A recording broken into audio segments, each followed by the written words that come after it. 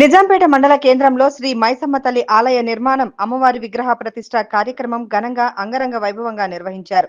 ఈ సందర్భంగా పురోహితులు రమణాచార్యులు మాట్లాడుతూ రైతులు దాతల సహకారంతో మైసమ్మ తల్లి ఆలయ నిర్మాణం విగ్రహ ప్రతిష్ట కార్యక్రమాన్ని అంగరంగ వైభవంగా నిర్వహించుకోవడం జరిగిందని, ఉదయం గణపతి హోమం, పుణ్యహవచనం, చండీ హోమం కార్యక్రమాలు చేపట్టామని, ఆ అమ్మవారి కృపతో గ్రామ ప్రజలు సుభిక్షంగా ఉండాలని, పాడి పంటలు పండాలని అమ్మవారిని వేడుకున్నామన్నారు.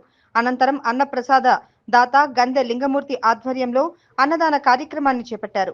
ఈ కార్యక్రమంలో పురోహితులు శ్రీకాంతాచార్యులు, శ్రీధరాచార్యులు, రైతులు తాడెం మల్లేశం, రాజిరెడ్డి, తిరుపతి రెడ్డి, తాడెం శ్రీశైలం, మావురం రాజు, తాడెం శ్రీకాంత్, శ్రీశైలం నాగరాజు, చెల్మేటి శివప్రసాద్ తదితరులు పాల్గొన్నారు.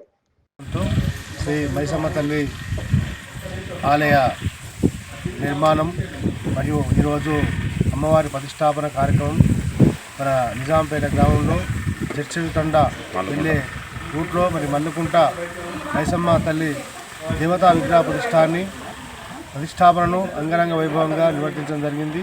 మరి దాతల సహకారంతో మరి ఎంతో వైభవపేతంగా ఈ యొక్క అమ్మవారి ప్రతిష్టాపన కార్యక్రమాన్ని మహా ఘనంగా నిర్వహించడం జరిగింది.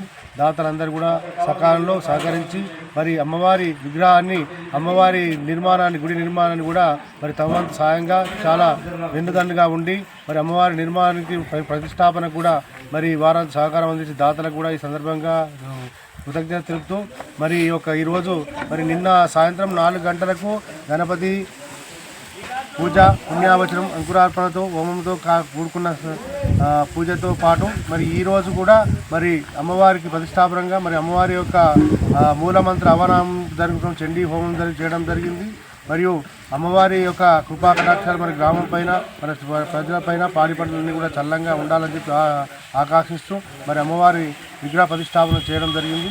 కావున భక్తులందరూ కూడా అధిక సంఖ్యలో విచ్చేసి ఈ యొక్క కార్యక్రమంలో అన్నదాన కార్యక్రమం కూడా చేపట్టినారు. కావున అందరూ కూడా వచ్చి ఈ యొక్క అన్నదాన కార్యక్రమంలో పాల్పంచుకొని అన్నప్రసాదం స్వీకరించి మరి అమ్మవారికి ఒక పాత్రలు కావాల్సిందిగా మనవి చేస్తున్నాము.